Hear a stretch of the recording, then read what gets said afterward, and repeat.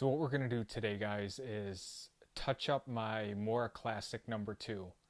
It's not dull by any means. The edge isn't beat up at all. It can just use some touching up. And I keep my knives in the best condition I can and as sharp as I can at all times. So when it comes to needing a little bit of work, all it'll take is some touching up. Usually I will just use the strops, my strops here, to touch it up. Today we'll dive into our sharpening kit a little bit and do a little bit of work. Now, being that it's still kind of sharp, I am not going to use, you might remember from one of my other videos, I have the DMT Diafold Sharpeners here. We're going to forego the coarse and the fine. We don't need those. We're going to go right to the extra fine, and then we're going to move on to the extra fine side of these. Now, when you're using these guys, once you open it up, you always want to go right to those 2 fingers in the back. 1 or 2 fingers in the back to support that. You don't want to put the pressure on these pins and hold it like this and sharpen. I read about some guys who broke these pins right away, right off the bat when they used these, and I think because they weren't supporting them properly in this way. So we're going to start with extra fine, and with a knife with a scandi grind, all you want to do is simply lay it down and then tilt it to the bevel. And then it's like you're slicing off a piece of the diamond sharpener. That's all you're trying to do. Lay it down, tilt it, and you'll feel it stop. So you lay it down flat. Once you tilt it, you'll feel it stop. That's the bevel. Lay it down. So it's almost like I'm trying to take small slices off of this diamond sharpener. And if you're using a diamond sharpener, if you're using sandpaper, you really don't need a ton of pressure on there. Let the sandpaper or let the diamond sharpener do the work.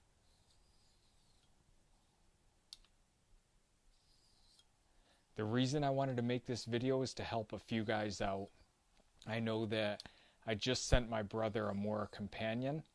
I know Smellin' Roses just got a Mora companion, and I know that hiking guy just got a Mora Bushcraft Black.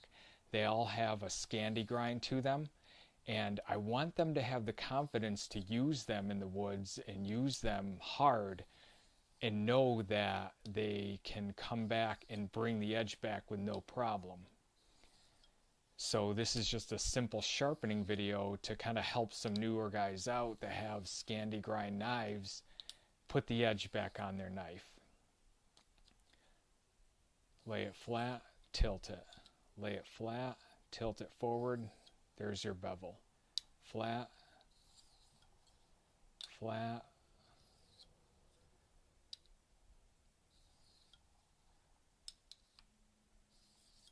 You can use these wet or dry, these DMT Diafold Sharpeners. I used a sandpaper kit for the longest time. I had different grits of sandpaper, and I used carpenter's tape, and I taped them onto a grammar school ruler, and they worked just fine. I saved up for about a year to get these DMT Diafold Sharpeners. They're great in the field, and they're great for home. I don't have Japanese water stones or anything like that. I use these for all my sharpening needs. Now, once you start to feel that bevel smooth out, and you'll know after experience and once you start going across it where you're satisfied, we're then going to move on to the extra fine. And once again, lay it flat, tilt it forward. There's your bevel. Lay it flat, tilt it forward. Flat, tilt it. And once you learn that edge, once you learn the bevel on that scandi grind and practice with that for a while, it's going to allow you to recognize that and be able to start to sharpen your flat ground knives, your convex grind. You'll just be able to find the bevel of any knife that you have and bring it back to life in no time. Same thing all the way through. Flat, tilt it forward. Flat, tilt it forward.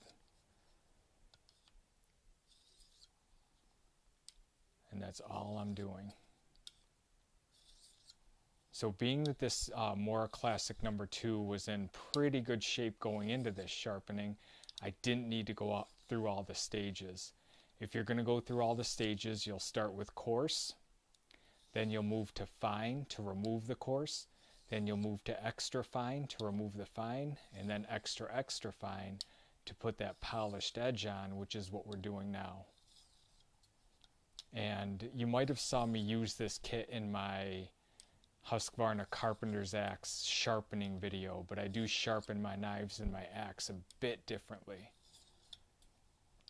So once I'm satisfied with the extra extra fine here, and it's feeling pretty good, I'm then going to move to the ceramic rod. And essentially what this is going to do for you is remove any burrs from the sharpening.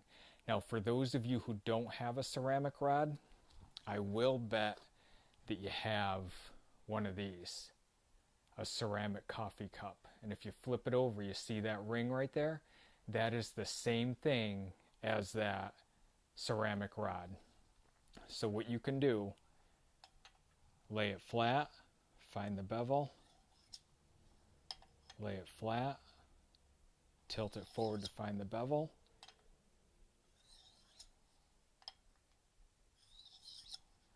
and I'm doing it just like I would be doing on the ceramic rod.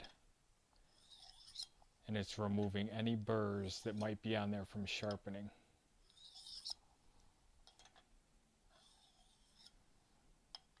So if you're camping and you have your coffee cup with you, maybe you had some coffee in the morning and you have a little extra time, flip that thing over, grab one of your knives, and bring the edge back.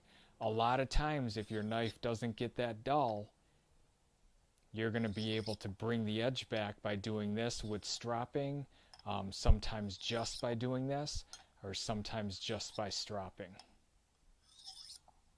So just a little tip for the common man, a ceramic coffee cup or a ceramic bowl is going to do the exact same thing that this ceramic rod is going to do. Lay it flat, find the bevel. Lay it flat, tilt it forward.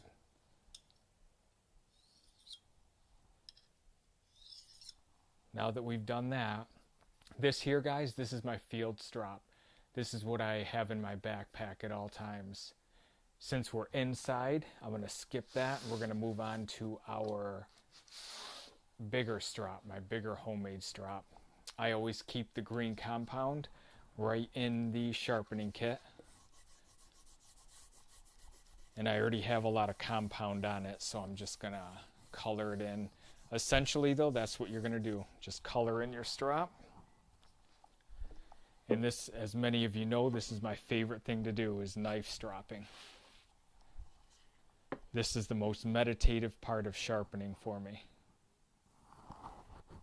And instead of cutting into the strop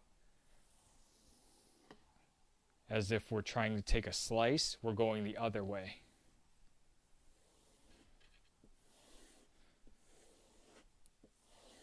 And this is what I do probably more than anything else to bring back the edge. Even if I have sharp edges, and interestingly enough, if I'm reading, if I'm watching movies, if I'm watching you guys on YouTube, I'm stropping.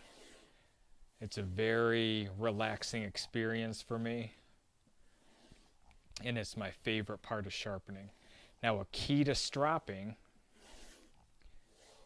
when you're first trying to remove any burrs and removing the remnants of your previous stages, you kind of want to get a little bit of a brisk pace going. But you don't want to raise the knife too high. You don't want the knife angle too low. You want to find that bevel. Same thing. Flat, tilt it forward. There's the bevel. Flat, tilt it. Flat, tilt it.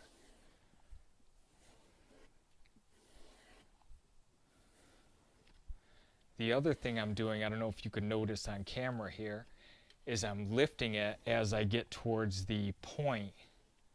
When I get to the tip of the blade here, I'm lifting it because when you get to the tip of the blade, it changes angles. And if you keep the same angle, you're not going to get that tip. So if I come up and go the whole length, I'm coming here, and as I get higher, I lift it. Lift it. You want to make sure you get that tip of the blade stropped as well. And I have no time limit on any of this stuff, guys. A couple rules of thumb that I follow is every stage should be a little bit longer than the previous stage of sharpening. And then when I get to stropping, I just strop for as long as I can, or as long as I feel like. Maybe because it's just, I find it so enjoyable. But your stropping should double and or triple all the other stages. So I would do this a lot longer, but in the interest of time, let's grab, in my sharpening kit, I also keep some magazine paper, because when I sharpen in the field, I want to make sure I'm able to see and test the results.